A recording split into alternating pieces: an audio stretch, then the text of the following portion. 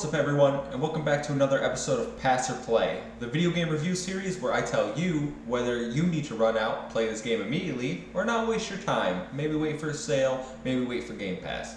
I'm your host, Kevin, aka the Muffin Man, and today we are taking a look at Sniper Ghost Warrior Contracts 2 Elite Edition, developed and published by CI Games. Before we get into this review, I do want to be upfront and say that this game was provided by CI Games. They hit me up, they gave me a review code. I'm thankful so much. This is actually our first reviewed game that we received a code for, so thank you so much for that. I really do appreciate it. Now, let's jump into the review. What is Sniper Ghost Warrior Contracts 2 Elite Edition, besides a mouthful? Well, it's a tactical stealth shooter released for most platforms back in June, but I got to play the Elite Edition, which just released for the PlayStation 5. Now, this is a series I wasn't overly familiar with. I had heard about it, but I've never jumped in, so I'm going in fresh. I have no expectations, and to be honest, and I'm going to say this, I was very, very surprised at how much I liked this game.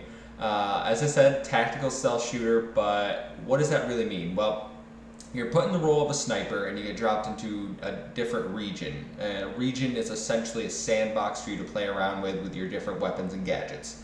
You're given a wide range of contracts to complete in these regions. That includes taking out certain targets, sabotaging equipment. You get a few things to do in this game. But apart from that, the fun of this game comes from the freedom you get in the sandbox. You can launch into the regions with different loadouts, different weapons, gear, drones that allow you to approach situations in a vastly different ways. If you want to go in guns blazing, you can equip yourself with high damage assault weapons and only use your sniper in situations where alarms result in fail states. Or you can try to be sneaky, crawl your way through the grass, use your tactical knife and silencer to take out enemies in secret.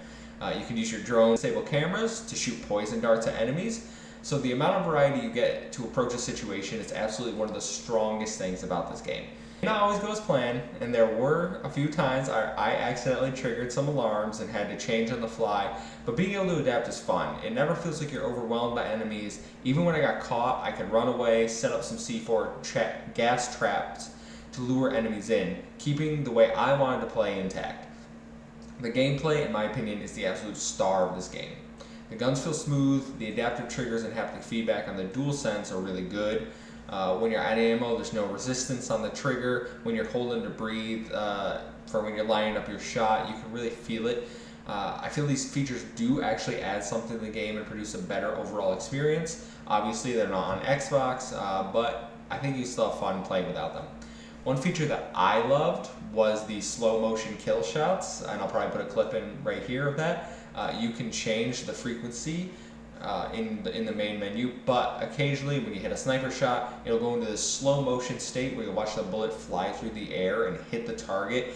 Their head will explode, it'll go through them. It's a really graphic animation, but it is really satisfying for this type of game.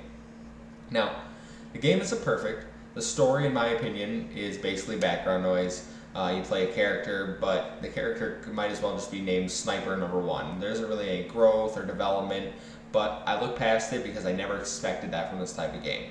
To me, this is a perfect put on a podcast game, go around, run around in the sandbox, have fun shooting people, exploring creative ways to handle the situation.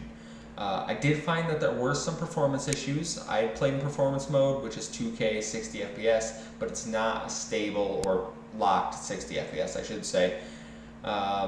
There are numerous instances throughout the regions that I encountered, and I played 3 to 4 regions in my multiple hours with the game where there were significant frame rate drops at multiple points. Now, I play on an LG OLED, so I do have a TV that has VRR enabled, variable refresh rate for those that don't know.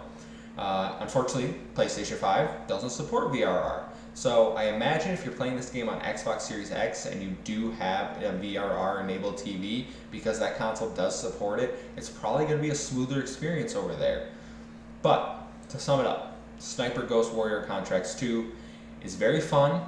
It's a great experience, it has great gameplay. The only thing lacking is story and some performance issues. But overall, if you enjoy sandbox type experiences, I would think of like a Hitman where you go in, you can approach killing targets in a variety of ways. I would highly recommend this game. It surprised me. I did not expect to like it as much as I do. I'm going to keep playing it. I do think there's a lot of replayability. You can keep going back to the missions, figure out new ways to handle the situation. So for that, Project X Talk is going to give Sniper Ghost Warrior Contracts 2 Elite Edition an 8 out of 10.